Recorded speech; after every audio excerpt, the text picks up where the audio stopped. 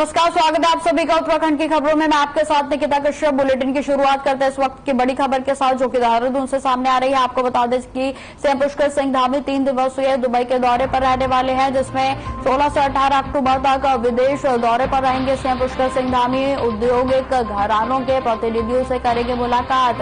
Dubai और Abu Dhabi में उनका रोड शो भी रहेगा। वहीं आपको बताते चले कि राज्य में निवेश लाने की जुगत में जुटे हैं सीएम पुष्कर सिंह धामी। तो इस वक्त की बड़ी खबर अब आपको बता रहे हैं, जो कि देहरादून से सामने आ रही है। जिस तरीके से लगातार इन्वेस्टर समिट की जो तारीखें हैं वो नजदीक आ रही हैं, उसको देखते हुए आपको बताते चले कि लगातार सीएम पुष्कर सिंह धामी के ओर से दौरे किए जा रहे हैं, और जिसमें उनकी ओर से लगातार प्रयासरत है वह कि औद्योगिक घराने जो है वो उत्तराखंड में पहुंचे और वहां पर वह इन्वेस्ट करे। तो राज्य में निवेश लाने की जद्दोजहद में सीएम पुष्कर सिंह धामी इस दौरान जुटे हुए हैं। आपको बताते चले कि उनका 3 दिवसीय दुबई दौरा रहने वाला है, जिसमें उनके द्वारा रोड शो में भी शिरकत की जाएगी।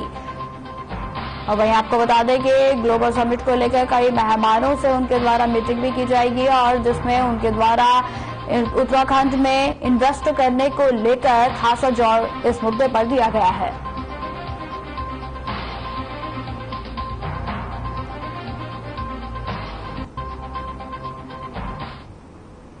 प्रधानमंत्री नरेंद्र मोदी के पिथौरागढ़ दौरे की सफलता के लिए भाजपा के प्रदेश अध्यक्ष मथुरा दत्त ने बयान दिया है, जिसमें कि आपको बताते चले उन्होंने देहरादून के हथीबड़ा कला स्थित कैंप कार्यालय में कैबिनेट मंत्री गणेश जोशी से मुलाकात कर उन्हें सफल कार्यक्रम की बधाई भी दी। आपको बताते चले कि प्रधानमंत्री नरेंद्र मोदी के पिथौरागढ़ दौरे के लिए बीजेपी संगठन ने कैबिनेट मंत्री गणेश जोशी को जनसभा के लिए प्रभारी भी बनाया था।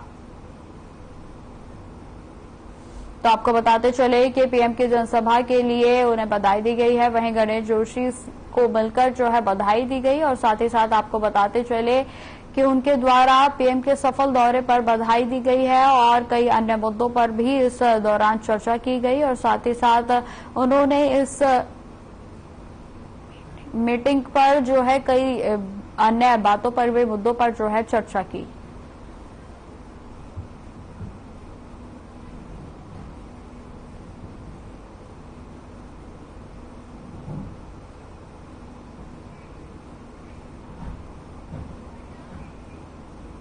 इस वक्त की बड़ी खबर का रुख करते हैं, जो कि देहरादून से सामने आ रही है। आपको बताते चले कि आंगनबाड़ी सुपरवाइजरों को मिलेगी नियुक्ति पत्र। तो इस वक्त की बड़ी खबर हम आपको बता रहे हैं, मुख्यमंत्री पुष्कर सिंह धामी देंगे नियुक्ति पत्र। 22 अक्टूबर को होगा कार्यक्रम का आयोजन। वहीं आपको बता दें कि बाल विकास विभाग में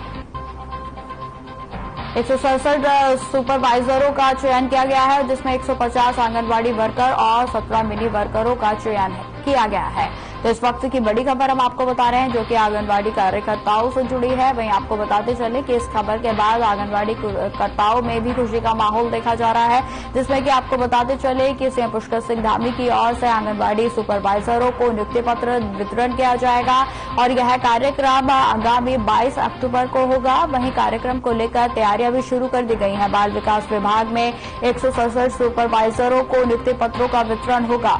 तो इस वक्त की बड़ी खबर हम आपको बता रहे हैं, आंगनबाड़ी सुपरवाइजरों को नियुक्ति पत्र बांटे जाएंगे, और यह नियुक्ति पत्र मुख्यमंत्री पुष्कर सिंह धामी के द्वारा वितरण इनका किया जाएगा। आपको बताते चले कि आगामी 22 अक्टूबर को यह कार्यक्रम होना है, जिसमें तमाम कार्यकर्ताओं को जो कि आंगनबाड़ी में सुपरवाइजर का काम करते हैं उन्हें नियुक्ति पत्र सौंपे जाएंगे। और नियुक्ति पत्र मिलने के बाद आपको बताते चले कि तमाम तरीके की जो फायदे होते हैं वो उनको मिलेंगे, और तमाम तरीके की जो सरकारी योजनाएं होती हैं उनमें भी उनको कई तरीके के लाभ प्राप्त होंगे।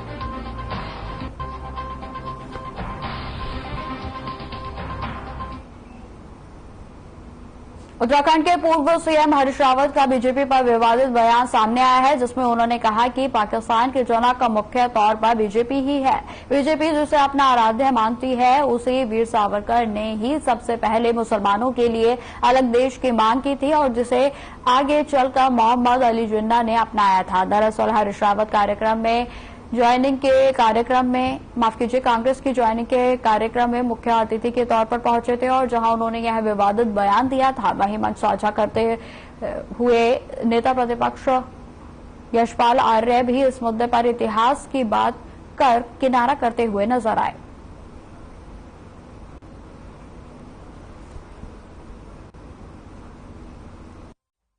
भाजपा इसलिए इस देश के अंदर दो देश की बात, मुसलमानों के लिए अलग देश की बात सबसे पहले सावरकर जी ने कही और सावरकर को भाजपा अपना इष्ट मानती है। सावरकर से इस बात को पाकिस्तान शब्द को जो है मोहम्मद अली जिन्ना ने लिया था। तो जो मोहम्मद अली जिन्ना थे वो सावरकर के मानस पुत्र थे भारत के विभाजन के संबंध में। जहां तक अब देखिए, विभाजन हुआ वो इतिहास के पन्ने पुरानी बातें हैं, लेकिन आज भारत सर्वधर्म समभाव का प्रतीक है। भारत एक कौम का नहीं, एक जाति का नहीं, एक धर्म का नहीं है, सर्वधर्म समभाव का प्रतीक है। हम उसको उसी रूप में देखना चाहते हैं। ठीक है।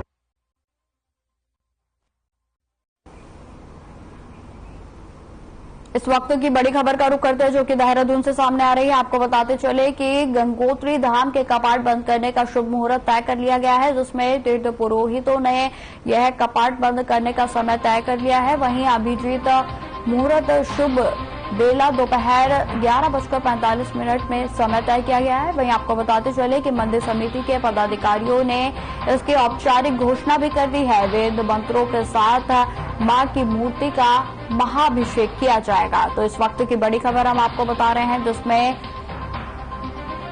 आपको बताते चले कि गंगोत्री धाम के कपाट बंद करने का शुभ मुहूर्त तय कर लिया गया है, जिसमें तीर्थ पुरोहितों ने निकाला कपाट बंद करने का समय। आपको बताते चले कि 11:45 पर यह शुभ मुहूर्त जो है वो तय किया गया है, जिसमें वेदों मंत्रों के साथ साथ मां की प्रतिमा को स्थापित किया जाएगा। तो इस वक्त की बड़ी खबर हम आपको बता रहे हैं जो कि देहरादून से सामने आ रही है।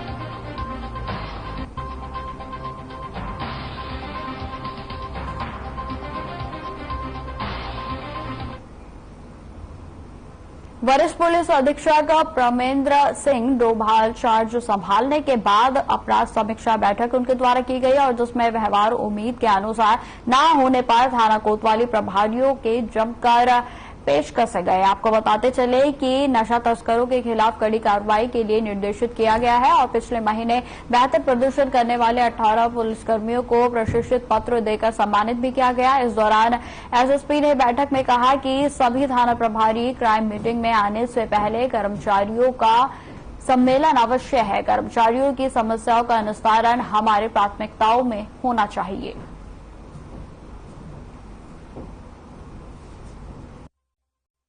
आज एक वृहद क्राइम मीटिंग ली गई थी, जिसमें सभी थाना प्रभारियों को निर्देशित भी किया गया, अनबॉन भी किया गया। आगे के जो त्योहारी सीजन है इसमें इनकी लगातार विजिबिलिटी बनी रहनी चाहिए।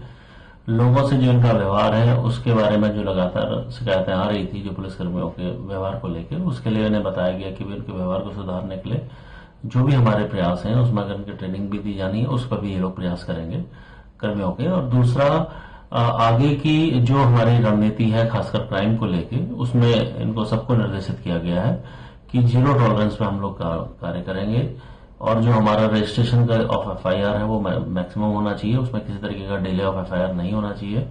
इसमें अगर कोई कमी पाई जाती है तो इसके गंभीर परिणाम इनको बिल्कुल भुगतने होंगे, उसको लेके भी इनको वार्न किया गया था।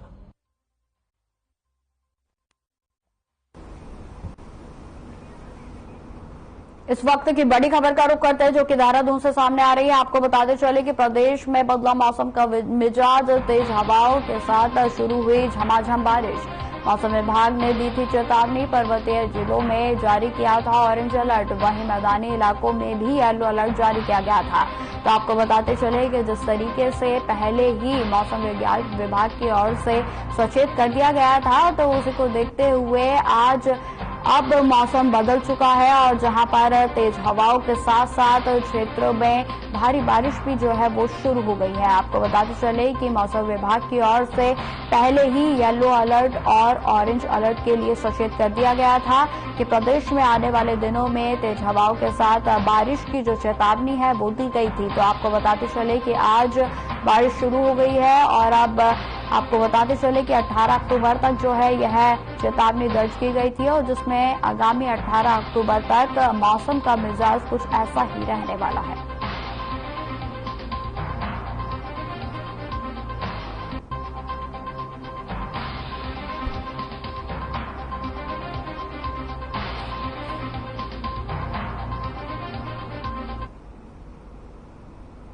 तो तस्वीरें हम आपको दिखा रहे हैं जो कि देहरादून की है, जहां पर आप देख सकते हैं कि हवाओं के साथ साथ बारिश भी शुरू हो गई है। आपको बता दें कि मौसम विभाग की ओर से पहले ही सचेत कर दिया गया था कि क्षेत्रों में आने वाले दिनों में भारी बारिश के साथ साथ ओलावृष्टि की भी चेतावनी दी गई थी, और जिसमें आपको ये तस्वीरें हम दिखा रहे हैं कि कई क्षेत्रों में बारिश का आगमन अब हो चुका है और जो कि लगातार 18 अक्टूबर तक बना रहेगा।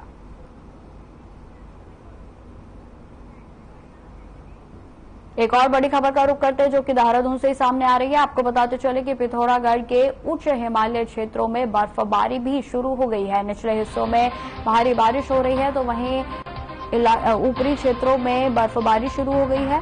ज्योतिल कांग और आदि कैलाश में हुई बर्फबारी से केदारनाथ धाम में बड़ी ठंड, मैदानी इलाकों में बिजली गिरने की भी संभावना जताई जा रही है। मौसम विभाग ने जारी किया येलो और ऑरेंज अलर्ट। वहीं आपको बताते चले कि लोगों से सावधानी बरतने की भी अपील की गई है। तो इस वक्त की बड़ी खबर हम आपको बता रहे हैं कि जिस तरीके से कुछ क्षेत्रों में बारिश शुरू हुई है तो कहीं कहीं क्षेत्रों में जो ऊपरी इलाके हैं वहां पर बर्फबारी का आगाज हो चुका है। तो आपको बता दें कि ठंड का आगाज एक तरीके से हो गया है, क्योंकि कई क्षेत्र में इलाकों में जहां बारिश देखी जा रही है तो वहीं अब ओलावृष्टि भी शुरू हो गई है, और जिसे लेकर मैदानी इलाकों में बिजली गिरने की भी संभावना जताई जा रही है। वहीं आपको बताते चले कि मौसम विभाग की ओर से अपील की गई है कि आप सुरक्षित रहें, सावधानी बरतकर ही बाहर निकलें।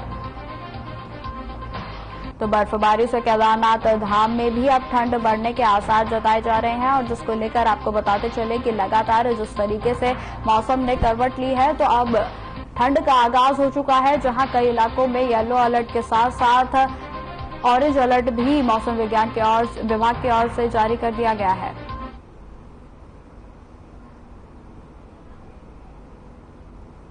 हरिद्वार में छात्र छात्राओं के भविष्य के साथ खिलवाड़ हो रहा है। जिला प्रशासन के सख्त आदेशों के बावजूद भी अनेक निजी स्कूल बिना मान्यता के संचालित कर रहे हैं। वहीं आपको बताते चले कि कई स्कूल संचालकों ने 8वीं की मान्यता होने के बाद भी 10वीं तक की कक्षाएं संचालित कर रखी हैं। स्कूलों की जानकारी में होने के बावजूद भी शिक्षा विभाग ने अभी तक भी कोई कार्रवाई नहीं की गई है। वहीं विभाग के अधिकारियों की माने तो इन फर्जी तरीके से संचालित हो रहे शिक्षण संस्थानों पर जल्द बड़ी कार्रवाई की जाएगी।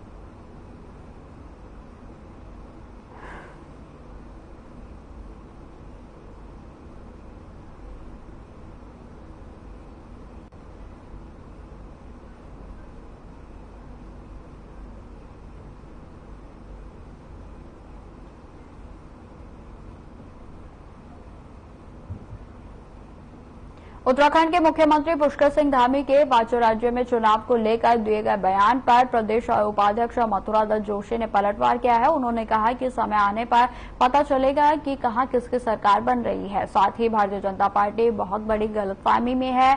बीजेपी के नेता इतने बड़े भी ज्योतिष नहीं है कि वह इन सब बातों का पहले से ही अंदाजा लगा लें। उन्होंने कहा कि मुझे लगता है कि कांग्रेस के लोग काफी मेहनत कर रहे हैं और आगे भी मेहनत करेंगे तो निश्चित रूप से 5 राज्यों में कांग्रेस की ही सरकार बनेगी।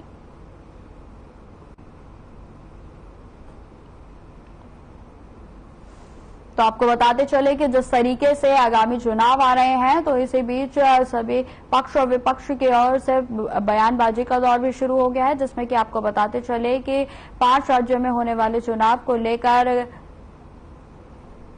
कांग्रेस के नेता का बयान सामने आया है, जिसमें कि आपको बताते चले कि मथुरा दत्त के द्वारा बयान दिया गया है, जिसमें उन्होंने कहा कि बीजेपी बहुत बड़ी गलतफहमी में जी रही है कि आगामी चुनावों में जितने भी राज्यों में चुनाव होने वाले हैं वहां सभी जगहों पर बीजेपी का परचम लहराएगा। लेकिन ऐसा नहीं है, क्योंकि जिस तरीके से धरातल पर कांग्रेस के कार्यकर्ताओं के द्वारा कार्य किया जा रहा है, लगता है कि आने वाले चुनावों में कांग्रेस की ही सरकार बनेगी, क्योंकि इस समय धरातल पर कांग्रेस के कार्यकर्ता काम कर रहे हैं और वही जनता के बीच जाकर उनकी समस्याओं का निवारण कर रहे हैं।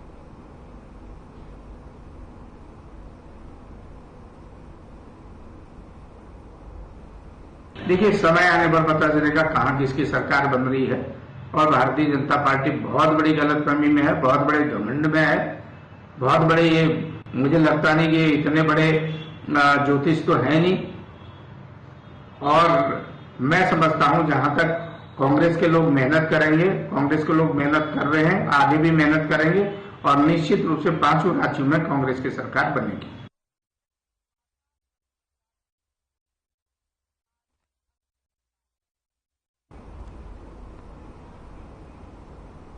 देहरादून में कांग्रेस उपाध्यक्ष सूर्यकांत धस्माना ने भूस्वामियों को आड़े हाथों लेते हुए कहा कि दरअसल उपाध्यक्ष सूर्यकांत धस्माना ने दानियों का डंडा गांव में ग्रामीणों की भूमि पर बनाई जा रही सड़क पर सवाल खड़े करते हुए जांच की मांग की है और साथ ही भू कानून को लागू करने की भी मांग की गई। साथ ही उन्होंने कहा कि पूरे प्रदेश में भू माफिया बड़े पैमाने पर काम कर रहे हैं, बिना किसी दस्तावेज के सड़कों का निर्माण कार्य किया जा रहा है। मनमानी तरीके से हर जगह भू माफिया काम कर रहे हैं। 4 धाम यात्रा मार्गों पर भी भू माफियाओं का वर्चस्व है और जिसकी जांच होनी बेहद ही जरूरी है।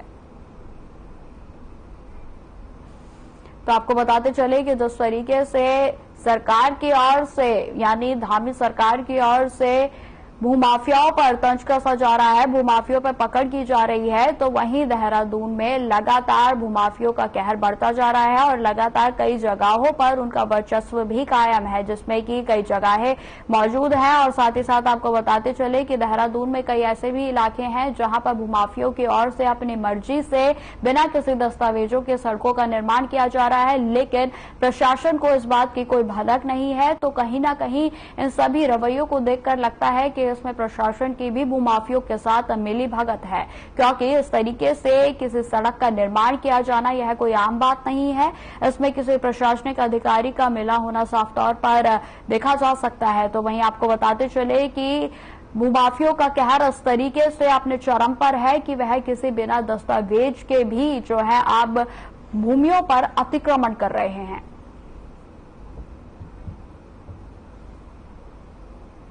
उत्तराखंड राज्य में बहुत बड़े पैमाने पर राज्य से बाहर के लोग जो धन पशु हैं, बड़े थैले वाले हैं, बड़े पूंजीपति हैं, अलग अलग तरीके के उसमें लोग हैं, उसमें गलत तरीके से धन कमाने वाले लोग, जिनके धन का कोई सोर्स मालूम नहीं है, वो भी है। उत्तराखंड में लगातार जमीनों की खरीद फरोख्त कर रहे हैं।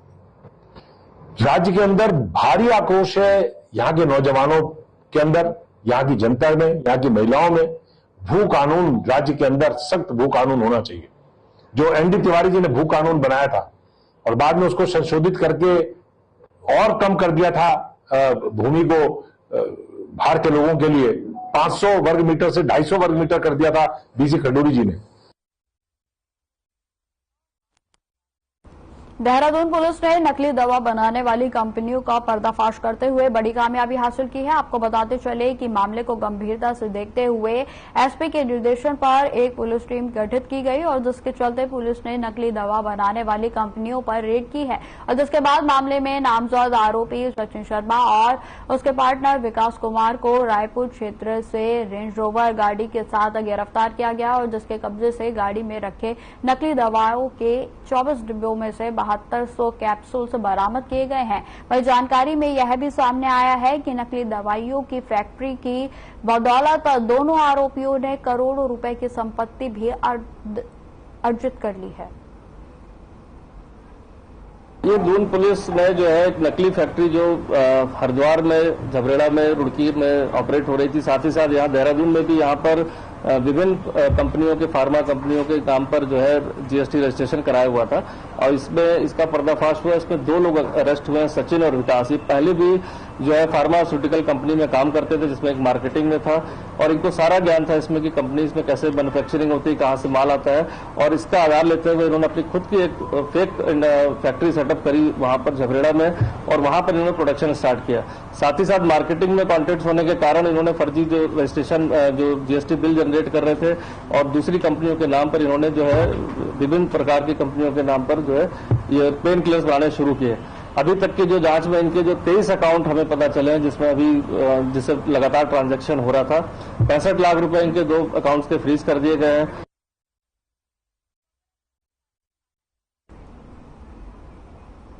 लालकुआ विधानसभा क्षेत्र के अंतर्गत गोलापार स्थित पश्चिम बागजाला में पितृ श्राद्ध का खाना बनाते समय गैस सिलेंडर में आग लग गई और जिससे कि घर का सारा सामान जलकर खाक हो गया।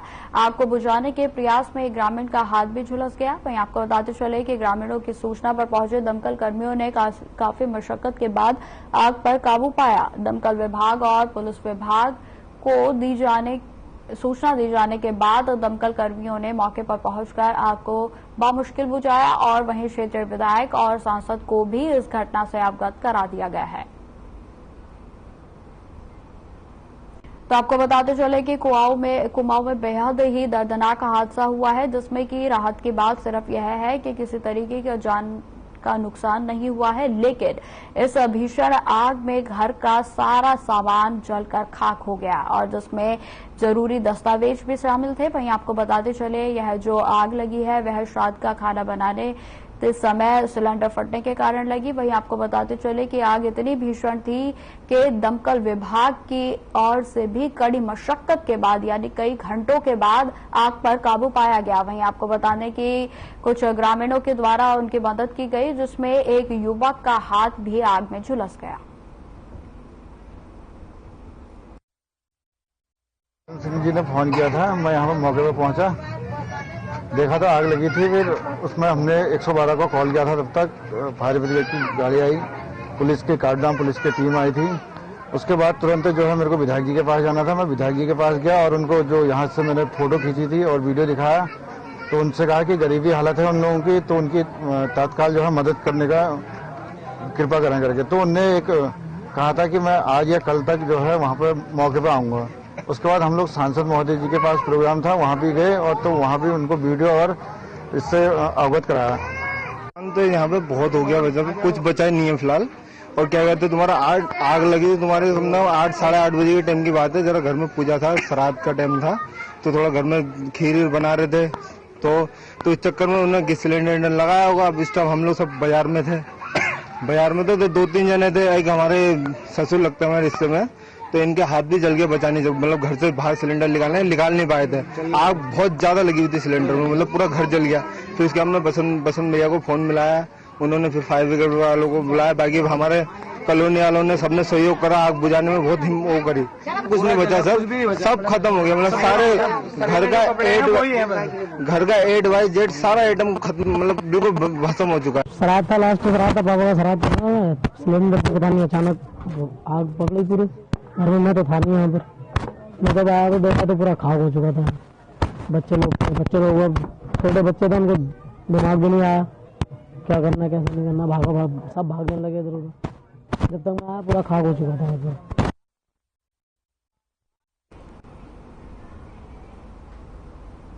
टनकपुर में नवयुक्त रामलीला कमेटी की ओर से रामलीला आयोजित की जा रही है और दशहरा महोत्सव में शारदीय नवरात्र के प्रथम दिवस पर रामलीला का शुभारंभ हो गया है। वहीं आपको बताते चले कि पूर्णागिरी तहसील उप जिलाधिकारी आकाश जोशी और पुलिस क्षेत्राधिकारी अविनाश वर्मा ने दीप प्रज्वलित कर कार्यक्रम का शुभारंभ किया। वहीं कलाकारों ने अपने अभिनय से दर्शकों को भी मंत्रमुग्ध कर दिया। वहीं मेला संचालक विशाल अग्रवाल के द्वारा बताया गया कि इस वर्ष रामलीला का मंचन मथुरा वृंदावन से आए कलाकारों के द्वारा किया जा रहा है और जिसमें तारका वध की लीला मंचन भी किया जाएगा। और इस मौके पर कमेटी के अध्यक्ष संजय पांडे, सचिव मयंक पंत, संरक्षक ओंकार सिंह, संरक्षक संजय अग्रवाल, नीरज सिंह, गौरव गुप्ता, अमित परवेज, नितिन गुप्ता, जिला पंचायत सदस्य किरण देवी, प्रतिभा अग्रवाल, कल्पना आर्य, पूनम कोहली, योगेश पांडे व कमेटी के अन्य सदस्य उपस्थित रहे।